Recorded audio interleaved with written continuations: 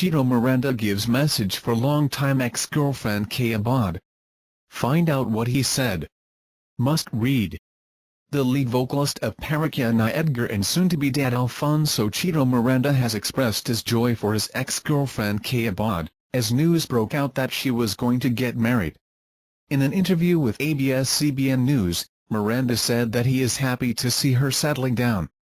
During the press conference of their much-awaited album Pogi Years Old, Miranda was asked about how he felt for his ex-girlfriend who was engaged to be married to Paul Jake Castillo in December. Chito answered quickly and happily, saying, "I'm glad that they're settling down." Chito was referring to him and his wife, Neri, who is expected to give birth to their child in the next month.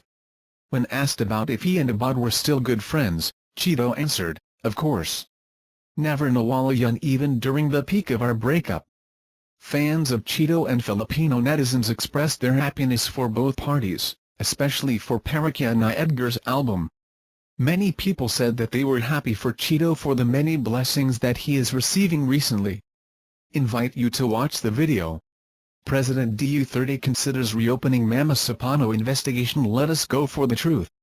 President Rodrigo Duterte may be overseas in China securing primetime deals and multi-billion-dollar agreements, but he never strays from the needs of the Filipino people.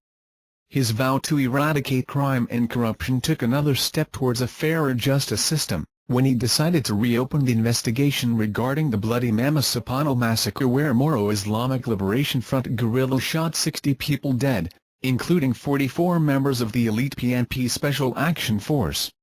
The president told the media about his plans during his speech at the Philippine-China Trade and Investment Forum in the Great Hall of the People. 44 Mama Sapano soldiers, they went inside, they died. No dramatics, no nothing. No. Except that we grieve for our soldiers. Maybe in the days ahead, I will order the opening of that issue again. Not really to prosecute people but just to know what happened. Who got the $5 million? Duterte said, referring to the $5 million offered by the United States as bounty for the head of Zulkifli Ben-Hur, also known as Marwan, who was killed by the SAF commandos. Duterte suggested that some of the information released regarding Marwan's death were lies. These are the lies that are imposed upon the people, which is not good. Let us go for the truth. Let it out. Never mind about corruption. Too late in the day, the president said. The Office of the Ombudsman earlier found former Philippine National Police Chief Alan Purazima and former Special Action Force, SAF, head Gatulio Napinas criminally liable for the Mama Sapano incident. Invite you to watch the video. Must read. Gladys Reyes gave a statement about the government's campaign on illegal drugs. Actress Gladys Reyes gave her own point of view with regards to showbiz personalities being involved in illegal drugs. "For me, for example, you are part of the list. If you are confident enough, you know that you don't have, voluntarily, you'll let yourself undergo drug test. You went there, right? You should not be ashamed. You have nothing to fear. Especially, if you know that you don't use drugs." She also said that if a celebrity is an illegal drug user, it's time for them to stop using it. If you are a user of illegal drugs, well, maybe of course it's time for you to stop using it. Because the project of our president, you know, because I am now a parent. Reyes also said that she wants illegal drugs to be put down because she is very much concerned about the children. "That's why I am in favor of the campaign against drugs. That's the reason why due process should be always heard. Because that is the truth. I really hope that it will put down immediately." Gladys Reyes was also asked if she knows someone who uses illegal drugs. She said that she will talk to that person and will tell him that they should not wait for a much bigger humiliation and simply stop their illegal activities before the public finds it out. Invite you to watch the video. Breaking: Japan announced that a Filipino lost his life because of overwork. Everyone should know this. News network Asahi Shimbun reported last Monday that a 27-year-old Filipino in Gifu Prefecture passed away in April 2014 due to karoshi or dying due to overwork. In 2011, Joey Toknung came to Japan to work at Gifu Prefecture in a casting company where he was asked to cut steel and to apply chemicals to a mold. Due to heart failure, Joey Toknung passed away 3 months before he was scheduled to go back to the Philippines. It was confirmed that it is all because Toknung was forced to give longer hours at work a month preceding to his passing. He was logging in 78.5 to 122.5 hours of overtime. He sent most of his salary to his family who resides in the Philippines as he was paid the minimum wage. The Labor Office of Japan advised the family of Toknung to apply for claims and compensation, which was granted August this year. The wife and daughter of Toknung were given the right to receive 3 million yen, about P1,400,000 in a lump sum payment, and about 2 million yen, P900,000 annually for the acquisition of the survivor. Japan Times also added that the Gifu Labor Office found that Toknung's employer also overworked 2 Filipinos along with a Japanese national. That is why lawmakers in Japan are now in the middle of analyzing a bill on how they will improve the working conditions of foreign workers in Japan. Since 2011, Joey Toknung is the first foreign worker who has a documented case of passing away due to overwork. Invite you to watch the video. Pacquiao takes break from Senate chores, moves training to U.S.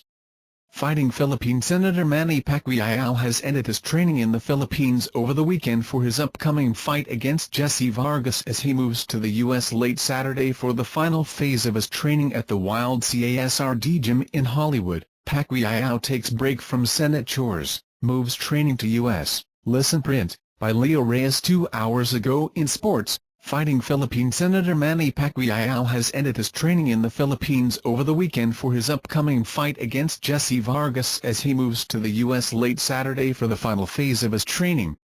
At the Wild CASRD gym in Hollywood, Pacquiao is set to face reigning WBO welterweight champion Jesse Vargas on November 5 at the Thomas & Mack Center in Las Vegas, Nevada. At stake is Vargas' WBO welterweight title. Before moving to the U.S., Pacquiao's longtime trainer Freddie Roach has been preparing Pacquiao for rigorous training and sparring sessions since his arrival in the Philippines more than a month ago. Since the start of his training in the Philippines more than a month ago, Pacquiao has been discharging his duties as a neophyte senator during daytime. In the evening, he hits the gym for his workouts and sparring sessions. The freshman senator has been publicly praised for his discipline and utmost dedication to his work. True to what he promised his constituents during the last election campaign, Pacquiao recorded a 100% attendance and has yet to miss a single session in the Senate. Read more. He's had a killer schedule during this training camp, but it's been really productive. You'd have to see it to believe it, said longtime trainer Freddie Roach, who is amazed at how Pacquiao maintains his discipline and dedication to the sport.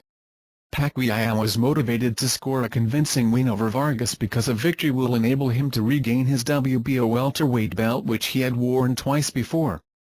A win will likewise make him the first senator in history to win a world title during his incumbency. On Wednesday, October 26, Pacquiao will hold a media workout along with Roach and promoter Bob Arum at the Wild Card Gym. They will be available to media for one-on-one interviews starting 1 p.m. Invite you to watch the video. Possible new CBA, what's new, what's missing? No one in the NBA wanted to see another lockout. All summer, the NBA and the Players Association talked frequently about not wanting to kill the golden goose that was welcoming average NBA players into the $100 million club. Equally, NBA owners have finally started to turn the profitability corner enough to stay where they are with the revenue split between the owners and the players. In fact, with the new television and apparel deals, the owners are pretty happy with the cash flow their teams are seeing these days, and franchise values are going up astronomically.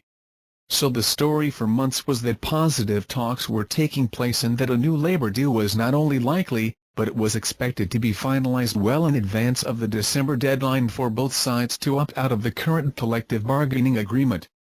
Meetings last week in New York seemed to have firmed up the rough framework of a new CBA, which hasn't fully been revealed.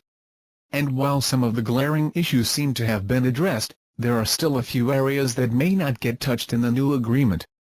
The biggest adjustment will be to the salary cap exceptions and rates that are fixed values in the current labor deal. Even with a ballooning NBA economy, things like rookie scale values, veteran minimum deals and cap exceptions like the mid-level and biannual are not defined by the salary cap value, so those amounts did not see the drastic increases that normal salaries saw. This has been addressed in the new deal.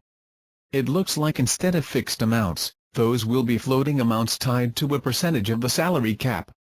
If the cap goes up, those go up. If the cap goes down, so would those values. It seems like the new math that will drive those values could make them worth as much as 50% more in the coming year. There will be some changes to how contract extensions work and when players will be eligible to sign them. The current deal makes signing an extension almost unfavorable for most players. The current deal does not allow players to cash in on ballooning cap figures, and that's expected to be adjusted to make staying with the same team a little more attractive for both sides. With that said, what does not seem to be coming is a franchise designation. For some time, cap pundits have suggested that a supermax contract or franchise tag system like the NFL uses would help teams retain their own star players, rather than seeing their stars bolt for new teams because there is no financial incentive to stay with their original organization. There will be some tweaks coming designed to address this and make it harder for super teams to assemble, but there does not seem to be an overwhelming vehicle for retention like a supermax player or a tag system. The NBA also seems to have relented on its pursuit of a tougher early entry rule as it pertains to the NBA draft. From the day Adam Silver took over as commissioner of the NBA, he routinely labeled increasing the age limit as one of his top priorities. The current one-and-done rule requiring a player to be 1 year removed from his high graduating class and turn 19 in the year he gets drafted will remain unchanged.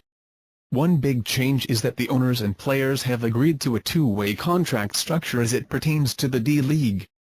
Also, there has been considerable talk that teams would soon be allowed to carry a potential 16th and 17th player specifically for D-League assignment under the new two-way contract.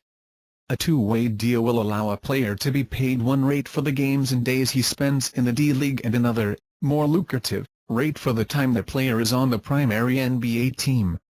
NBA teams have found some workarounds to offset the incredibly low D-League salaries, such as using partially guaranteed money, but they lose the protections to retain that player. The two-way deal is expected to resolve that and create a real mechanism for a team to invest in developing a player without wasting a valuable roster spot. It's believed that the NBA Labor Committee will present the framework of the new deal to the Board of Governors in the coming days, while the Players Association is expected to go over the deal to the rank-and-file NBA players around the same time. Both sides will have to vote on the deal, but this is considered by many to be a formality.